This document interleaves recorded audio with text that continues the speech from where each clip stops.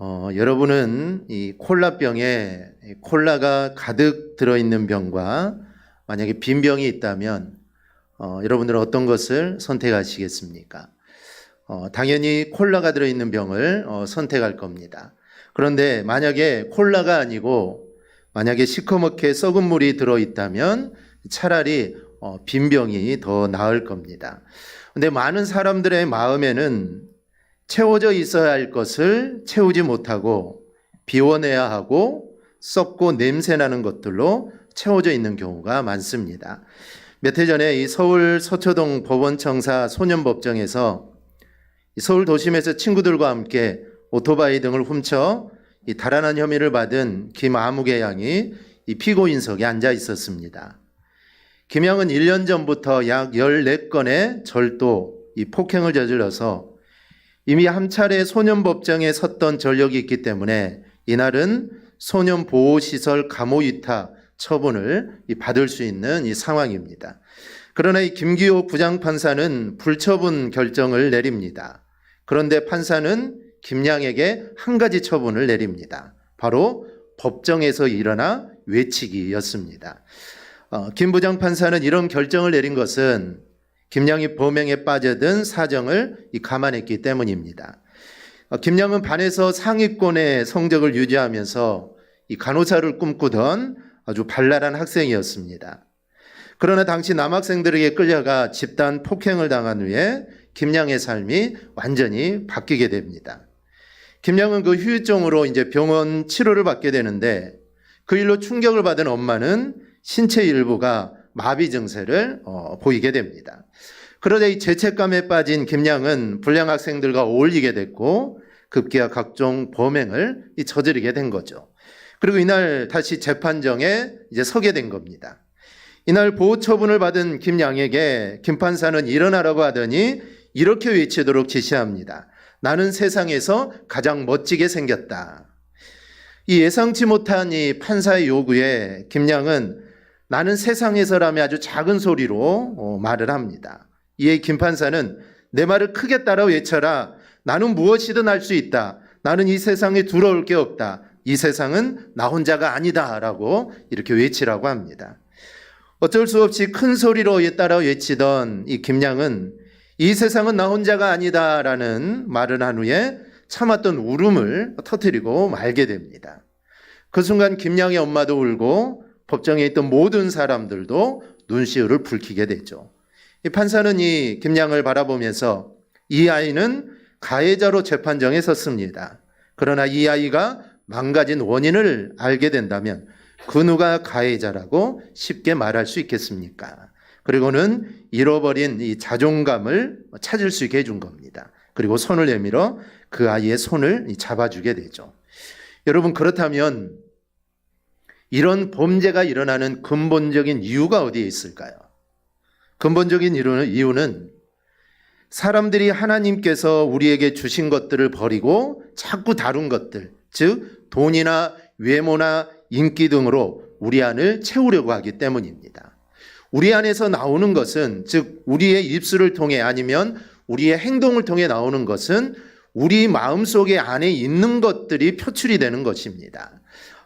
우리 학생들을 보면 참 욕을 잘하는 학생들 많죠. 욕을 입에 말 자체가 아예 욕입니다. 그렇게 사는 학생들도 있는데 그는 그 안에 이미 그런 마음이 있기 때문이죠. 그게 밖으로 나오는 것뿐입니다. 즉 이런 것들이 그 안에 가득 차 있기 때문에 그런 것들이 밖으로 나오게 된다는 것이죠. 그러면 우리는 무엇으로 우리는 채워야 할까요? 오늘 말씀 보면 첫째는 우리는 그리스도로 우리를 채워야 합니다. 본문 5절입니다. 너희 안에 이 마음을 품으라. 곧 그리스도 예수의 마음이니. 이 바울 사도는 빌립보 교회 성도들을 신앙으로 지도하면서 빌립보 성도들의 마음에 지워지지 않는, 그리고 잊혀지지 않는 명언을 합니다. 그것은 바로 그리스도 예수의 마음을 품으라 라는 것이죠. 너무너무 멋진 권면이죠. 1절부터 말씀한 내용들을 보면 사랑의 권면, 사랑의 위로, 성령의 교제, 긍휼, 자비, 한 마음 한 뜻을 품으라 이렇게 말할 수도 있습니다. 그리고 본문이 겸손에 대한 권면이기 때문에 너희는 겸손해라. 그리고 낮아지라라고 이렇게 권면할 수도 있는데 그렇게 말하지 않고 너희 안에 예수 그리스도의 마음을 품으라라고 이야기를 합니다. 이 말씀은 성경 구절 중에 제가 제일 좋아하는 성경 구절입니다. 이 안에 예수 그리스도의 마음을 품으라라는 가장 좋아하는 말씀인데요. 우리 모두는 예수님의 길을 따라 걸어가는 제자들입니다. 목사뿐 아니라 우리 모두 다 동일합니다. 그러니 당연히 우리가 예수의 길을 간다면 우리는 예수의 마음을 품어야 합니다. 주님을 따른다고 말하면서 우리가 다른 마음을 품고 따른다면 여러분 그거는 따르는 게 아니죠. 다른 길을 가는 것과 마찬가지입니다. 같이 가지만 생각이 다르면 다른 길을 가는 것과 똑같다는 것이죠. 그리고 이런 사람은 끝까지 갈 수 없습니다. 고난이 오고 어려움 오면 헤어지겠죠. 왜냐하면 내 생각과 다르기 때문입니다. 그래서 어려움을 견디면서 따라갈 이유가 없기 때문입니다. 그러므로 우리는 오늘 바울의 권면대로 우리 안에 예수 그리스도로 가득 채울 수 있기를 바랍니다. 그리스도로 채워지지 않으면 여러분 다른 것으로 채워질 수밖에 없습니다. 마음을 깨끗하게 비워도 그리스도로 채워져 있지 않으면 순식간에 악한 것으로 채워지게 됩니다. 누가복음 11장을 보면 더러운 귀신이 사람에게 나갔는데 그 귀신이 쉴 곳을 아무리 찾아봐도 갈 데가 없습니다. 그래서 자신이 나왔던 사람에게 한번 가봤는데 그 집이 비어있고 아주 깔끔하게 청소가 되어 있는 겁니다. 즉 귀신이 나갔으니 이제 그 자리가 비어있을 거 아닙니까? 그런데 이게 청소까지 되어서 전에보다 아주 깨끗한 집이 되어 있는 겁니다. 그래서 이 귀신이 악한 귀신 7을 데리고 다시 그 마음으로 들어가게 되죠. 그래서 그 사람의 나중 형편이 전보다 더 심하게 되었다라는 겁니다. 그런데 이 사람이 잘못한 것이 있습니다. 귀신이 그 마음에서 나갔다면 그 마음을 하나님으로 채워야 되는데 하나님으로 채우지 못한 것이죠. 귀신이 다시 들어올 수 없도록 성령으로 꽉꽉 채워놔야 되는데 그 안을 성령으로 채워놓지 않았으니 귀신이 더 많은 귀신들을 데리고 와서 그 마음을 장악하게 된 겁니다. 이 사람의 마음은 물건과는 다릅니다. 물건은 비어있으면 비어있는 채로 있지만 사람의 마음은 여러분 비워놓을 수가 없습니다. 나는 비워놓는다고 해도 나도 모르는 사이에 마귀는 우리 마음에 찾아와서 우리의 주인 노릇을 하는 겁니다. 그러니 그리고 우리 마음에 악한 것을 뿌려놓고 그것으로 가득 채워버립니다. 그런 것들이 바로 3절에서 말하는 다툼이나 허영, 교만, 이기심, 재물, 세상을 사랑하는 것들입니다. 이런 것들로 마귀가 우리 안에 가득 채워넣는다는 것이죠. 하나님으로 성령으로 채워져 있으면 그것들이 들어올 틈이 없습니다. 다툼, 허영, 교만, 이기심, 재물, 세상을 사랑하는 마음이 비집고 들어올 수가 없죠. 왜냐하면 성령이 이미 차 있기 때문입니다. 그런데 비어있는 상태에서 하나님으로 성령으로 채워져 있지 않으면 마귀가 이런 것도 우리 안에 다 집어넣어 버린다는 것이죠. 그러니 이런 것들로 채워지기 전에 여러분의 마음에 그리스도로 채우시기를 바랍니다. 여러분 예수님을 채우면 다 됩니다. 예수님으로 채우는 것이 성령 충만한 것이고 예수님으로 채우는 것은 믿음을 채우는 것이고 예수님으로 채우는 것은 바로 기름을 채우는 겁니다. 마태복음 25장에 보면 말세를 살아가는 우리를 위해 열처녀 비유를 말씀하십니다. 당시 형식만 내세웠던 이 바리새인들과 유대인들에게 딱 맞는 비유지만 이것은 오늘날 우리에게도 맞는 말씀입니다. 열처녀가 준비한 등과 기름으로 이건 그리스도의 신앙을 설명합니다. 등은 그릇이고 기름은 내용입니다. 여러분 신앙도 형식도 중요하죠. 형식이라는 그릇도 필요하지만 그 그릇에 아무것도 담겨 있지 않는다면 그 그릇은 깨트러질 수밖에 없습니다. 따라서 우리에게 형식은 필요한 것이지만 그 형식 속에 믿음이라는 내용을 갖추지 못한다면, 즉 우리가 겉으로 봤을 때는 우리가 그리스도인이고 예수 믿는 사람이고 겉으로는 우리가 형식으로는 그렇지만 그 안에 믿음이라는 내용을 갖추지 못하면 오히려 그 형식은 사람들에게 욕을 먹게 됩니다. 욕을 먹게 되죠. 그리고 하나님으로부터는 심판을 받는 원인이 된다라는 사실을 우리는 알아야 합니다. 왜냐하면 내 마음에 있는 것이 나를 통해 나오는데 마음속에는 믿음이 없는데 겉으로만 신앙인 척한다면 말과 행동이 다릅니다. 그러면 당연히 세상 사람들은 욕을 하겠죠. 우리에게 손가락질을 할 수밖에 없습니다. 겉으로 봤을 때는 믿는 사람인데 말하는 거 행동하는 것은 아니라는 것이죠. 그러니 하나님의 욕을 나타낼 수밖에 없다는 것이죠. 그리고 그러한 모습은, 겉과 속이 다르는 모습은 하나님의 심판을 받을 수밖에 없습니다. 그래서 우리는 신앙의 내용을 채워야 하는데, 신앙의 내용의 핵심은 바로 예수 그리스도입니다. 즉 예수님으로 우리 안을 가득 채워야 합니다. 마음이 예수 그리스도로 꽉 채운 사람들이 있습니다. 오늘 본문에서 바울은 너희 안에 그리스도 예수의 마음을 품으라 라고 했던 바울은 골로새서 1장 24절에서 이렇게 말합니다. 나는 이제 너희를 위하여 받는 괴로움을 기뻐하고 그리스도의 남은 고난을 그의 몸된 교회를 위하여 내 육체에 채우노라.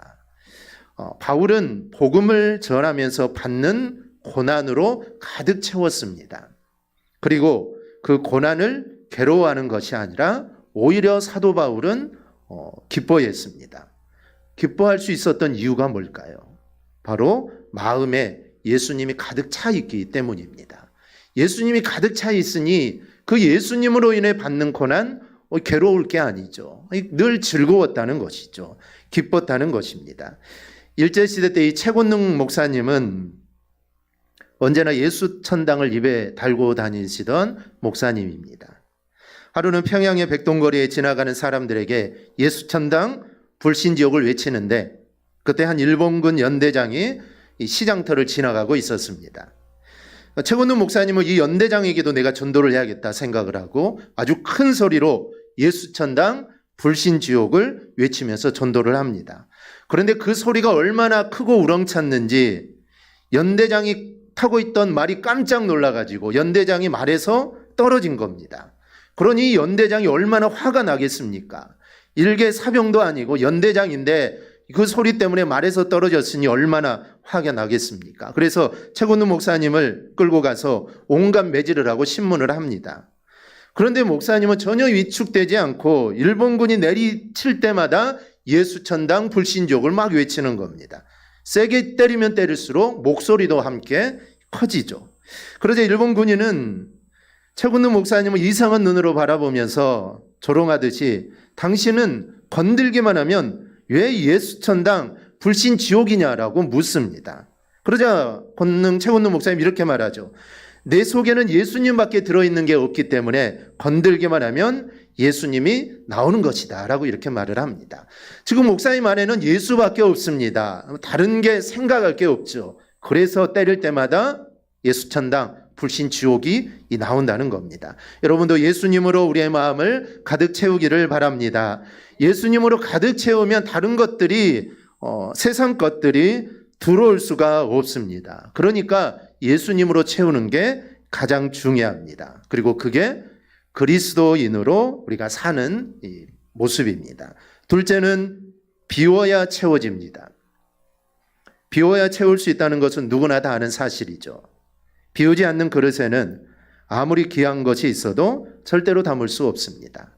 이 여인이 귀신이 나갔는데 귀신이 나가지 않으면 하나님으로 채울 수가 없습니다. 성령으로 채우고 싶어도 귀신이 자리를 잡고 있는데 어떻게 채울 수 있겠습니까? 그래서 일단은 귀신을 내어 쫓는다든지 아니면 내 마음을 일단은 비워야 합니다. 그릇은 비우면 되지만 사람 속에 있는 것은 여러분 비워지지가 않습니다. 3살 버릇 80까지 간다는 말이 있죠. 왜 이런 말이 나올까요? 3살 때 채운 것이 비워지지 않기 때문에 80까지 계속 그 행동을 계속 한다는 겁니다. 3살에 배웠던 것을 버리고 비우면 행동을 바꿀 수 있겠죠. 그런데 3살 때 채웠던 것이 80살이 되어도 버리지 못하고 여전히 가지고 있기 때문이라는 겁니다. 심지어 예수님도 당신의 본래의 모습을 비우셨습니다. 오늘 본문 6절에서 8절까지 우리 한음성으로 우리 함께 보겠습니다. 그런 근본 하나님의 본체시나 하나님과 동등됨을 취할 것으로 여기지 아니하시고 오히려 자기를 비워 종의 형체를 가지사 사람들과 같이 되셨고 사람의 모양으로 나타나사 자기를 낮추시고 죽기까지 복종하셨으니 곧 십자가에 죽으심이라. 아멘. 이 말씀의 핵심 키워드는 자기를 비워입니다. 예수님은 본래 하나님이셨습니다. 천지를 창조하신 전능하신 하나님이시죠.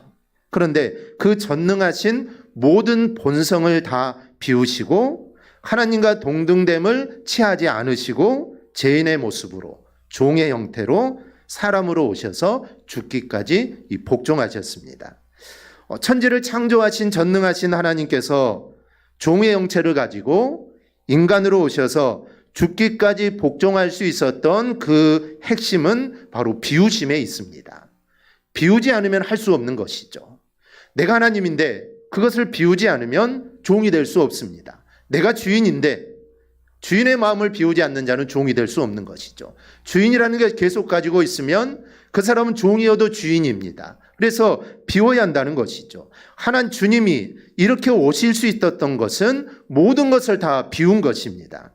하나님이신 분이 당신의 모든 것을 비우실 수 있었기 때문에 이 땅에 올 수 있었고 그리고 십자가에 죽으실 수 있었던 겁니다. 이렇게 비워야 새로운 것을 채울 수 있다는 것을 우리 예수님이 미리 보여주신 겁니다. 그렇다면 우리도 비워야 합니다. 주님을 만나기 전 옛 모습들을 비워야 하는데요. 에베소 4장 22절은 너희는 육신의 유혹의 욕심을 따라 썩어져가는 구습을 따르는 옛사람을 벗어버리라 라고 말을 합니다. 이어지는 말씀을 보면은 옛사람을 벗어버리고 너희의 심령이 새롭게 되어 하나님을 따라 의와 진리의 거룩함으로 지으심을 받은 새 사람을 입으라 라고 말씀을 합니다. 옛사람을 버려야 한다는 것이죠. 옛사람을 버려야 우리의 심령이 여러분 새롭게 됩니다. 그래서 하나님을 따라 의와 진리의 거룩함으로 지으심을 받은 새 사람을 입을 수 있다라는 겁니다. 그럼 왜 사람들은 비우지 못할까요? 근본적인 문제는 본성이 타락해서 그렇습니다. 또 하나의 이유는 욕심과 이기심 때문이죠. 아담과 하가 에덴 동산에서 쫓겨난 이유가 뭘까요? 하나님의 잘못은 했는데 왜 하나님께서는 아담과 하와를 에덴 동산에서 쫓아냈었을까요? 하나님의 말씀을 어겨 타락함으로 욕심이 생겼기 때문입니다. 그 욕심으로 뭘 할까요? 에덴 동산에 있으면 생명나무를 따먹겠죠. 아마 절대로 따먹지 않겠습니다. 아마 1000번 만번 하나님께 절대로 따먹지 않겠습니다. 다짐하고 다짐하지만 시간이 지나면 먹고 싶을 겁니다. 이게 타락한 사람의 본성이라는 것이죠. 그리고 이 두 가지 때문에 문제가 생기고 사건, 사고가 발생하게 됩니다. 이 문제를 해결하려면 여러분 우리는 기도해야 합니다. 인간의 본성이 타락했기 때문에 이기적인 모습들을 우리가 비워내기가 쉽지 않습니다. 욕심을 버릴 수가 없죠. 이 욕심과 인간의 본성, 즉 타락한 인간의 본성을 비워내려면 하나님의 은혜가 우리 안에 필요합니다. 그래서 성령께서 내 안에 내주하셔서 인간의 본성을 이길 수 있는 힘을 주셔야 우리가 죄를 이기고 그리스도의 모습, 하나님의 성품을 우리가 드러낼 수 있습니다. 하나님은 우리를 만들 때 하나님의 형상으로 우리를 만드셨습니다. 이 동물들이야 그냥 진흙을 이겨서 동물들은 만드셨지만 우리 사람은 빚으시고 그 코에 생기를 또 불어넣으시고 그리고 하나님의 형상으로 우리 인간을 만드셨습니다. 형상이라는 것은 겉모습을 말하는 게 아닙니다. 하나님은 영이시기 때문에 모양이 없으시죠. 그래서 하나님의 형상이라는 것은 하나님의 그런 겉으로 드러나는 모습이 아니라 하나님의 성품을 우리가 닮았다는 겁니다. 하나님의 지혜, 하나님의 공의로움, 정의로움, 지정의 이 모든 것들 우리는 하나님을 닮았습니다. 똑같지는 않겠죠. 하나님의 성품과 우리의 성품은 같을 수가 없습니다. 그런데 하나님의 성품의 일부분이 우리 안에 있는 겁니다. 그런데 죄로 인해 이 모든 성품들이 죄악으로 인해 다 가려져 있는 것이죠. 그런데 우리는 그 성품들을 드러내야 합니다. 그러기 위해서 기도해야 되고 기도할 때 성령께서 우리를 이끌어 주셔서 우리 안에 있는 그 하나님의 형상, 하나님의 모습들이 하나씩 하나씩 우리 안에 드러나게 되는 겁니다. 그럴 때 우리가 하나님이 기뻐하시는 삶들을 우리는 살아갈 수 있게 되는 겁니다. 여러분은 무엇으로 여러분을 채우시겠습니까? 우리가 돈으로 채우면 모든 것을 다 돈으로 생각하고 계산을 합니다. 다 돈으로 계산하죠. 이렇게 하면 이게 얼마다? 이 정도 들어갈 거야. 자존심으로 채우면 사람이 보이지 않습니다. 자신밖에 보이지 않게 되죠. 여러분은 예수 그리스도로 채우시기를 바랍니다. 예수님으로 채우면 사람이 보입니다. 한 영혼이 보이게 되죠. 저 죽어가는 영혼이 보이게 됩니다. 저 영혼이 이대로 예수 믿지 않고 죽으면 지옥에 갈 텐데 그 불쌍한 영혼이 보이게 되죠. 보이는 것은 예수님으로 내 안에 채워질 때 이게 가능합니다. 그리스도로 채우면 사람을 사랑할 수밖에 없고 힘들고 어려운 낮은 사람들이 그제서야 눈에 들어오게 됩니다. 그러므로 우리 모두 우리 안에 예수로 채울 수 있기를 바랍니다.